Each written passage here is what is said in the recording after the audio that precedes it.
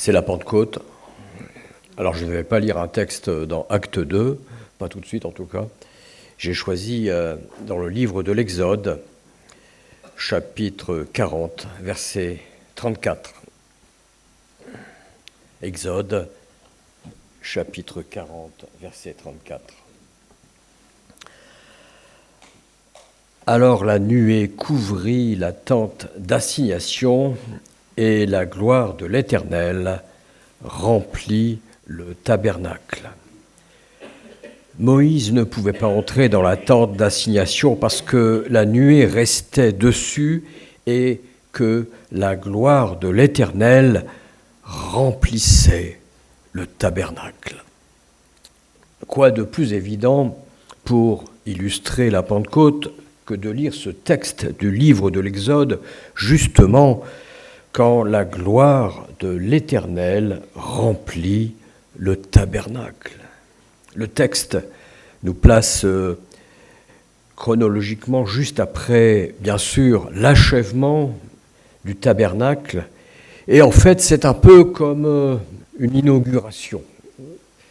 Moïse a veillé à ce que tout soit fait selon ce que Dieu lui avait ordonné, en respectant chaque étape de la construction du tabernacle que Dieu a voulu. Pourtant, il manque encore quelque chose pour cette grande tente, pour qu'elle devienne le lieu saint où Dieu viendra répandre sa gloire. Et que manque-t-il donc ? Le texte nous le dit clairement.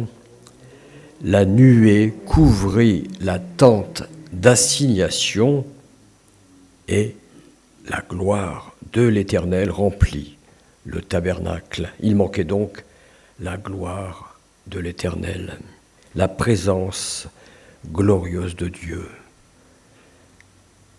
C'est un parallèle assez saisissant, je trouve, avec la Pentecôte. Nous allons en parler parce que qu'est-ce qui manquait à cette Église naissante, sinon la gloire de l'Éternel, la présence glorieuse de Dieu. Une fois le tabernacle achevé, Dieu a voulu en quelque sorte porter sa griffe sur cet ouvrage fait de main d'homme, afin que cet ouvrage se distingue de tout autre ouvrage, justement à cause de cette nouvelle onction. La nuée couvrit la tente d'assignation, la gloire de l'Éternel remplit le tabernacle. Lorsque le Seigneur s'installe quelque part, le lieu où sa présence est à ce point si réelle en est transformé. Dès que le tabernacle sera ainsi rempli de la gloire de l'Éternel, eh bien, Moïse ne pourra plus y entrer librement, au verset 35. Elle fut, cette tente remplie de Dieu. Si vous me le permettez, c'est un peu déjà la Pentecôte, mais bien avant la Pentecôte, une onction extraordinaire qui nous montre une autre onction à venir pour nous, l'Église. Et parfois, alors que dans nos propres vies, tout semble nous avoir réussi, que tout est parfait et abouti, est-ce qu'il ne manque pas encore ce qui nous rappelle la gloire de Dieu, sa glorieuse présence dans nos vies? À l'image de ce tabernacle, n'avons-nous pas nous aussi ce besoin ultime d'être remplis de la présence de Dieu, même si nous avons réussi notre vie sur des critères connus de tous, la réussite, la richesse et aussi l'amour, si nous n'avons pas été bénis par Dieu, alors n'avons-nous pas manqué l'essentiel ? Que dit la Bible, la parole de Dieu, sur l'onction de Dieu, sur sa présence glorieuse, sur l'Église et sur nous? De quoi parle-t-on exactement lorsque nous abordons ce sujet de l'onction? Est-ce un acte magique après un rituel mystérieux comment pouvons-nous, au regard de la Bible, aborder le thème de l'onction ? Dans le livre des Lévitiques, au chapitre 8 et au verset 12, Moïse répandit de l'huile d'onction sur la tête d'Aaron et l'oignit afin de le sanctifier. L'évangéliste Jean ajoute dans sa toute première épître, 1 Jean chapitre 2 verset 27, « L'onction que vous avez reçue », il nous parle, c'est pour nous, « l'onction que vous avez reçue de lui demeure en vous et vous n'avez pas besoin qu'on vous enseigne. » Si, quand même, j'aimerais bien ce matin qu'on soit enseigné. Mais comme son onction vous enseigne toute chose, qu'elle est véritable et qu'elle n'est point un mensonge, demeurez en lui selon les enseignements qu'elle vous a donnés. Dans ce message, ce matin, chers amis, j'aimerais aborder 4 aspects de la présence glorieuse de Dieu, de son onction sur nous. Premier point, nous le verrons ensemble, l'onction de Dieu est offerte dans l'Église comme dans le tabernacle. Deuxième point, l'onction de Dieu change l'ordre des choses. Troisième point, l'onction de Dieu transforme aussi l'Église. Et enfin, l'onction de Dieu change le cœur des hommes et des femmes de Dieu. Premier point. Alors c'est là que nous allons lire dans Acte 2, verset 1er, le jour de la Pentecôte, justement. Ils étaient tous ensemble dans le même lieu. Tout à coup, il vint du ciel un bruit comme celui d'un vent impétueux et il remplit toute la maison où ils étaient assis. Des langues semblables à des langues de feu leur apparurent séparées les unes des autres et se posèrent sur chacun d'eux. Et ils furent tous remplis du Saint-Esprit et ils se mirent à parler en d'autres langues selon que l'Esprit leur donnait de s'exprimer. Depuis le livre de la Genèse, la Bible nous explique comment Dieu s'y est pris pour placer toutes choses en cohérence. Souvenez-vous, la terre informe et vide, le soleil, les étoiles, l'homme aussi conçu, créé par Dieu. Combien de temps a-t-il fallu à Dieu pour achever le plan de construction de la Genèse telle que nous la découvrons dans notre Bible ? En fait, nous l'ignorons un peu. Mais quand viendra l'instant historique où l'homme formé des mains de Dieu devra ouvrir les yeux pour la toute première fois, nous sommes dans la Genèse, avec une perfection indiscutable, rien ne se fera avant que Dieu lui-même ne souffle sur sa création pour lui donner la vie. Tant la nature humaine et le monde qui l'environne possèdent en eux de ressources physiques et intellectuelles extraordinaires. Nous sommes des créatures exceptionnelles, mais vous savez pourquoi ? Parce que c'est Dieu lui-même qui a soufflé dans les narines du premier homme, Adam. C'est lui qui nous a créés. Parce que nous étions déjà depuis le jour J de sa création, finalement, le tabernacle de sa présence. En soufflant ainsi dans les narines d'Adam, Dieu achève une création en soufflant sa propre gloire dans ce qui devient pour la première fois le temple du Saint-Esprit, parce que nous sommes ce temple du Saint-Esprit. Notre Dieu, dans toute sa puissance, dans son amour infini, a pensé à tout en nous imaginant avant même de nous créer.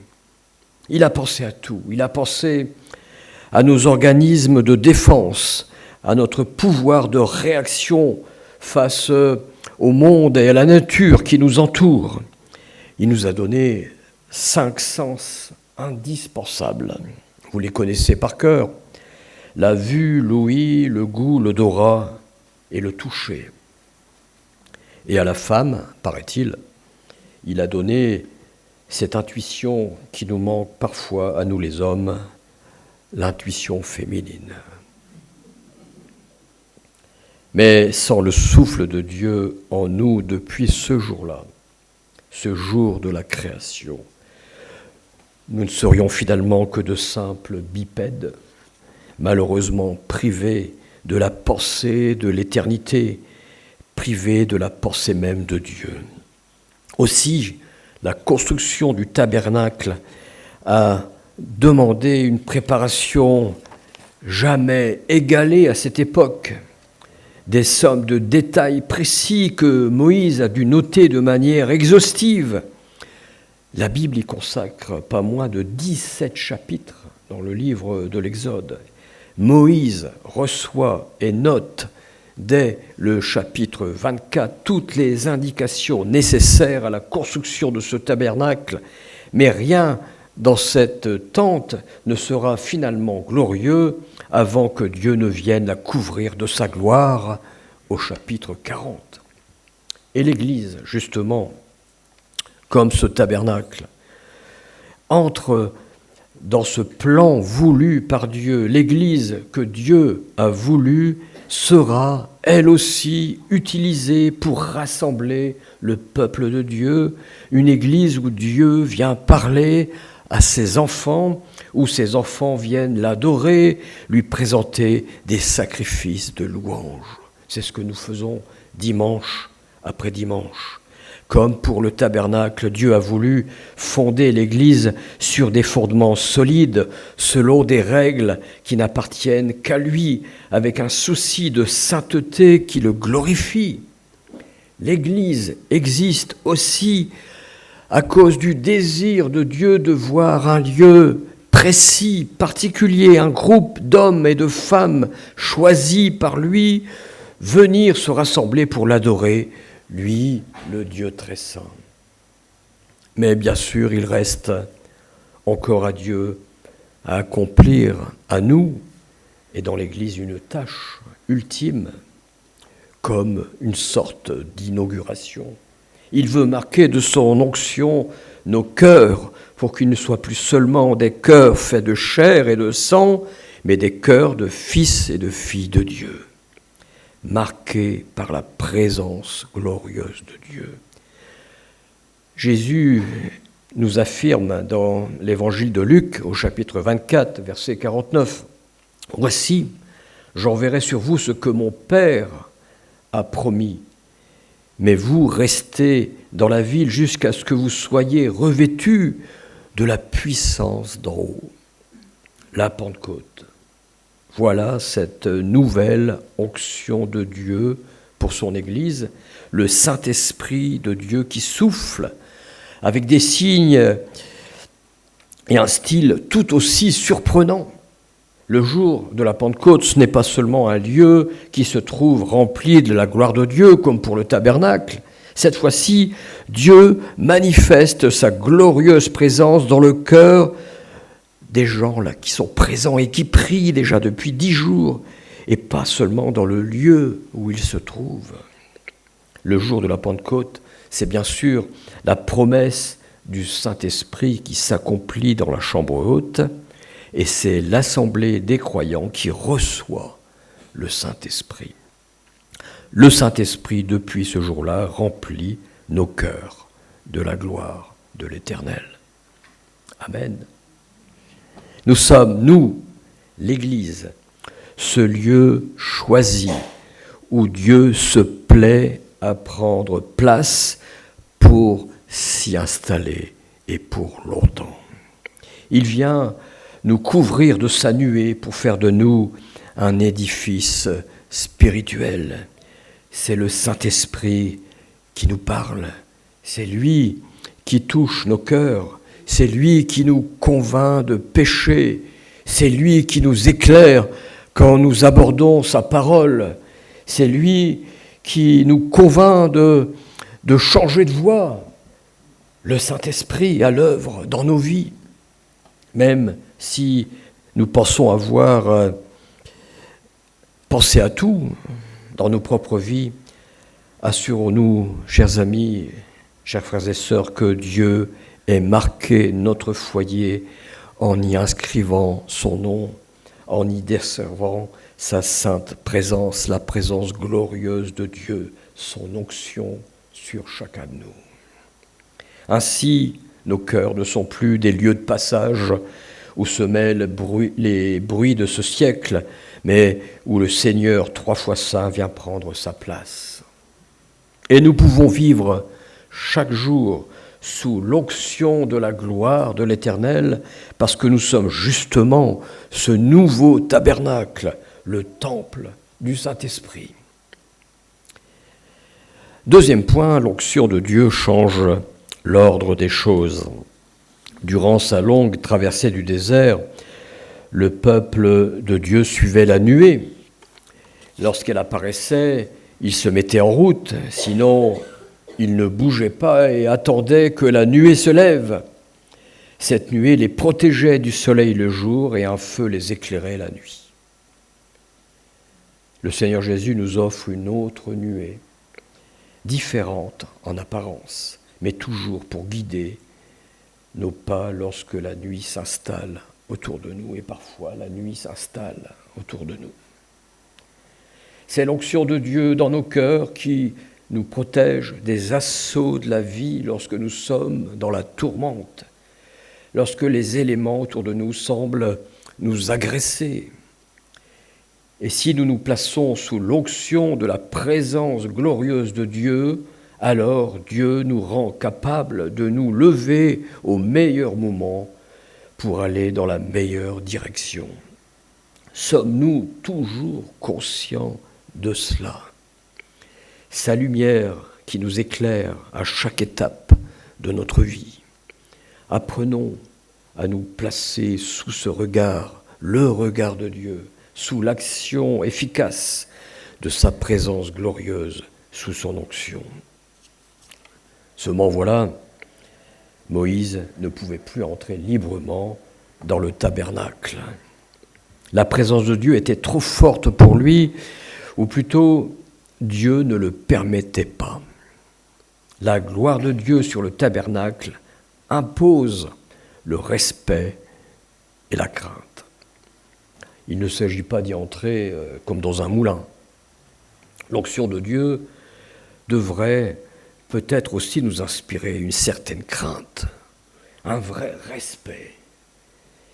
Lorsque nous entrons dans cette présence, je ne pense pas que Dieu aime chez lui le désordre. Peut-être devrons-nous réfléchir sur comment entrer dans la présence de Dieu sans jamais négliger sa majesté, sans oublier combien nous avons été les bénéficiaires de son amour, quelle grâce infinie il a versée dans nos vies. La présence de Dieu dans nos vies, chers amis, ce n'est pas rien. Crainte et respect, un profond sentiment de reconnaissance. Et ma prière pour chacun de nous ce matin n'est finalement pas très compliquée. Seigneur, viens verser en nous ta gloire, oui, viens verser en nous ta présence glorieuse, sous l'onction de ton Saint-Esprit, mais pour que nous soyons nous aussi remplis de crainte, de respect et de reconnaissance. Revenons au texte. Une fois la nuée descendue sur le tabernacle, eh bien nous apprenons, nous lisons, nous découvrons que rien ne sera plus jamais comme avant pour le peuple de Dieu. Oui, la présence glorieuse de Dieu va changer vraiment l'ordre des choses. Depuis que le tabernacle est rempli de la gloire de l'Éternel, eh bien, il y a des événements extraordinaires qui vont pouvoir prendre place, même des miracles. Dieu vient rencontrer son peuple dans le tabernacle et ce lieu en est transformé. L'Église, notre Église, avec un E majuscule, peut-elle devenir le lieu où se voient des événements extraordinaires, où Dieu répond à nos prières, un lieu habité par le Saint-Esprit qui nous transforme, tellement différent de l'esprit de ce siècle qui ne connaît pas Dieu. Et puis le troisième point, l'onction de Dieu transforme l'Église. Que lisons-nous dans Acte 2 au verset 42 ? Un passage extraordinaire, peut-être le plus évocateur pour nous. Verset 42, il persévérait dans l'enseignement des apôtres, dans la communion fraternelle, dans la fraction du pain et dans les prières. La crainte s'emparait de chacun d'eux, et il se faisait beaucoup de prodiges et de miracles par les apôtres. Et tous ceux qui croyaient étaient dans le même lieu, ils avaient tout en commun, ils vendaient leurs propriétés et leurs biens, et ils en partageaient le produit entre tous selon les besoins de chacun. Ils étaient chaque jour tous ensemble, assidus au temple. Ils rompaient le pain dans les maisons et prenaient leur nourriture avec joie et simplicité de cœur, louant Dieu et trouvant grâce auprès de tout le peuple. Et le Seigneur ajoutait chaque jour à l'Église ceux qui étaient sauvés. Merveilleux passage. Après la Pentecôte, il se passe 3 choses. Premièrement, dans la chambre haute, le bruit d'un vent impétueux remplit toute la maison. Et beaucoup plus tard, dans Acte 4, alors qu'ils sont en train de prier, il se passe quelque chose de complètement inattendu. Verset 31, le lieu où ils étaient assemblés trembla. Ils furent tous remplis du Saint-Esprit. Waouh, les murs tremblent. Vous savez, ça me rappelle quelque chose qui m'est arrivé il y a très très longtemps. Laissez-moi vous raconter. C'était dans le vieux cinéma de Denain, dans le nord de la France. J'avais 20 ans. Nous allions parfois regarder les bons vieux films de cette époque. Et là, ce jour-là, c'était la bataille de Midway. C'est un vieux film, mais bon, j'ai plus 20 ans. Hein. Avec un tout nouvel équipement extraordinaire, d'énormes enceintes au pied de l'écran avec l'effet sans surround. Je vous le dis en anglais parce qu'en français ça n'existe pas. C'est comme si vous étiez debout au pied, c'est comme si vous étiez debout sur le porte-avions, assistant à chaque décollage des avions de chasse américains dans un vacarme époustouflant. Vous voyez, vous imaginez un peu ? On pouvait ressentir les vibrations des moteurs. C'était physique, hein, extraordinaire. Les pantalons collés au vent, parce que ça bougeait vraiment. Les cheveux ébouriffés, à cette époque, j'avais des cheveux, voilà. Mais voilà, chers amis, qu'au rythme des décollages, des explosions, grâce à cet effet surround, les murs du vieux cinéma de Denain ont commencé aussi à trembler.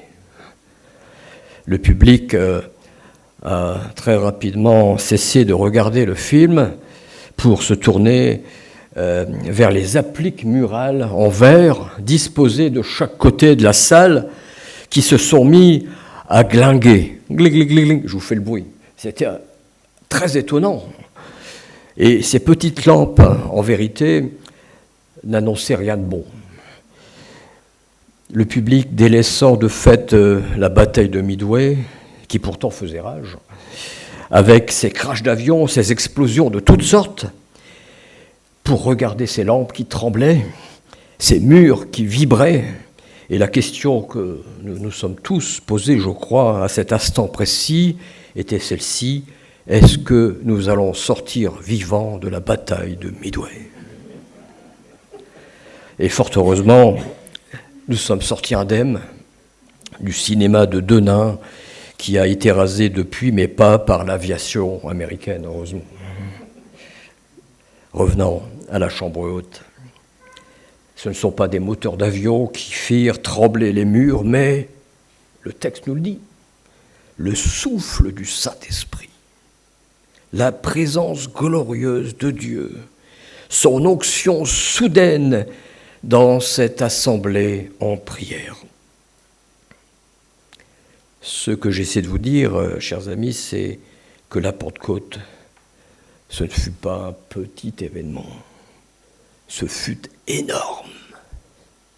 La présence réelle de l'Esprit de Dieu provoque des effets que la raison ne peut expliquer, mais qui nous montrent le niveau de puissance que Dieu met en œuvre pour inaugurer l'Église de Christ. Second point, après le vent impétueux qui fait trembler les murs aussi, les disciples font une expérience originale et inattendue elle aussi. Ils priaient déjà depuis 10 jours pour accueillir le Saint-Esprit de Dieu promis par le Christ lui-même. Et comme signe que Dieu leur envoie son esprit, ils vont parler en langue, des langues étrangères semblables à des langues de feu, nous dit le texte, qui viendront se poser sur chacun d'eux. Encore un signe inattendu. Dieu a voulu leur donner un signe supplémentaire et évident pour tous de la venue, de la présence et de l'action de son Esprit Saint. Ce n'est pas un tremblement de terre, c'est Dieu qui manifeste sa puissance infinie par un autre signe. Et enfin, je crois que c'est vraiment le plus important. Troisièmement, ces hommes reçoivent dans leur cœur ce qu'ils garderont toute leur vie, l'onction de Dieu, une grâce ancrée dans leur cœur qui fait que rien dans leur vie ne sera plus jamais comme avant. Rien dans leur vie, rien dans leur foi, rien dans leur engagement, dans leur service pour le Seigneur, rien dans leur ministère, rien dans leur vision de l'Église, rien dans leur consécration au quotidien, rien ne pourra plus jamais être comme avant. Parce qu'il vient de se passer quelque chose de complètement nouveau. Ils viennent d'être visités et remplis de l'Esprit de Dieu. Ils viennent de recevoir l'onction de Dieu, désormais réservée aux enfants de Dieu qui forment son Église.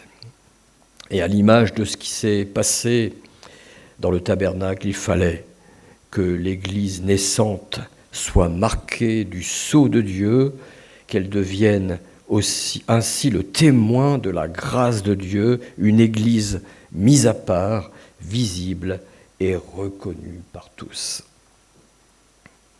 Quatrième point, c'est le dernier, l'onction de Dieu change le cœur des hommes. Les signes qui ont accompagné l'Église n'avaient qu'une seule raison d'être, je crois, faire de ses disciples élèves des disciples acteurs. Le phénomène de la Pentecôte, vécu par cette jeune Église, peut éveiller en nous toutes sortes de fantasmes sensationnels qui fascinent notre imagination, des détails spectaculaires ou des signes surnaturels. Mais en ce qui me concerne, ce matin, pour moi, l'événement majeur de la Pentecôte, c'est une consécration sans limite de cette toute nouvelle Église. Voici des hommes et des femmes que bientôt on appellera des chrétiens, transformés par cette onction de l'Esprit Saint. Et que lisons-nous à ce sujet ? Il y a 5 points. Au verset 42, nous l'avons lu tout à l'heure, ils persévéraient dans l'enseignement des apôtres, dans la communion fraternelle, dans la fraction du pain et dans les prières. Autrement dit, ils deviennent des chrétiens fidèles et consacrés. Deuxième point, verset 43, la crainte s'emparait de chacun d'eux. L'onction de Dieu impose en nous la crainte et le respect, nous l'avons vu. Toujours dans le verset 43, il se passait beaucoup de prodiges et de miracles par les apôtres. L'onction de Dieu transforme aussi les ministères. Quatrième point, verset 44, tous ceux qui croyaient étaient dans le même lieu et ils avaient tout en commun. Le Saint-Esprit provoque l'unité des chrétiens. Verset 45, ils vendaient leurs propriétés et leurs biens, ils en partageaient le produit entre tous selon les besoins de chacun. Le Saint-Esprit transforme nos ambitions. Le livre des Actes nous montre à quel point le Saint-Esprit a changé le cœur de ces premiers chrétiens et à quel degré de sainteté il peut aussi changer l'Église de Jésus-Christ. L'Esprit de Dieu qui a soufflé ce jour-là a donné à une Église infantile, forcément immature, la charité, l'amour fraternel, la consécration, la persévérance dans la prière. Et comme conséquence de ces 5 points que je viens d'énumérer, au verset 46, ils étaient chaque jour ensemble, assidus au temple, louant Dieu et trouvant grâce auprès de tout le peuple. Et le Seigneur ajoutait chaque jour à l'Église ceux qui étaient sauvés. Que Dieu visite nos cœurs ce matin, qu'il nous offre davantage de cette maturité, de cette persévérance dans notre consécration, davantage d'amour les uns pour les autres, pour tous nos frères et sœurs en Christ, pour que ces fruits montrent justement à ceux qui nous regardent que c'est bien le Saint-Esprit qui anime notre vie d'enfants de Dieu. Et voilà donc cette Église qui n'avait aucun passé, aucune expérience, et pourtant toutes les églises d'aujourd'hui rêvent de vivre comme cette communauté. Une communauté saisie seulement 10 jours, après 10 jours d'intercession, avec un seul sujet de prière, entrevoir la gloire de Dieu, recevoir l'onction de Dieu. Aujourd'hui, le Saint-Esprit reste toujours celui que Dieu a choisi pour accomplir cette même mission en offrant la même grâce, apporter à chacun de nous la consolation, mais aussi la puissance pour témoigner et servir. Le Saint-Esprit est celui qui offre à l'Église le même élan spirituel, le même dynamisme, la même ferveur, la même fraîcheur spirituelle. Dieu a voulu donner des signes à la Pentecôte, mais l'Église a également reçu de nouvelles règles de vie exigeantes, et c'est aussi le sens de ce message. Rappelons-nous l'amour fraternel qui liait les croyants, qui les poussait à se rencontrer le plus souvent possible, à rompre le pas ensemble, à adresser sans cesse des prières et des supplications, parfois même à vendre leurs biens, à prier pour des miracles, pour des guérisons, à atteindre leur génération perdue, à espérer la croissance pour leur Église ou leur communauté. Et ces moments de bénédiction sont pour nous, bien sûr, un modèle du genre. Nous y trouvons des sujets de joie, de réussite, de sanctification, de croissance numérique. Alors bien évidemment, nous pouvons toujours admirer le modèle de la Pentecôte si cela nous chante. Moi, je préfère admirer le créateur de cet événement, le Seigneur, et seulement le Seigneur, lorsqu'il envoie son esprit sur chacun de nous, pour qu'il verse encore en nous sa présence glorieuse, son onction. Saisissons ce matin encore la main de notre Sauveur et laissons justement le Saint-Esprit verser dans nos vies, une fois de plus, la douceur de sa présence glorieuse, pour que sa grâce, sa paix, son amour infini viennent couler sur nos têtes à l'image de l'onction de Moïse sur la tête d'Aaron, avant de nous emmener vers de nouveaux chemins. Que Dieu bénisse sa parole ce matin. Prions un instant.